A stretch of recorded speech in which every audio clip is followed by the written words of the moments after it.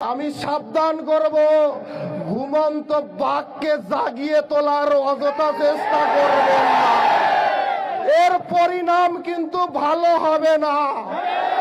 কারণ আজকের গত রাতের এক মেসেজে যদি এত লোক একত্র হতে পারে, তাহলে আমি যদি 2 দিন আগের প্রোগ্রাম দেই, তাহলে কিন্তু পালানোর পথ খুঁজে পাবেন না, পালানোর পথ খুঁজে পাবেন না। অতএব সাবধান হয়ে যান। ভাই আমার, বন্ধু আমার, মনে রাখো, মুসলমান কোনদিন সংখ্যা দেখে ঘাবড়ায় না। 110 কোটি না, 1 লক্ষ কোটিও আমরা পরোয়া করি না।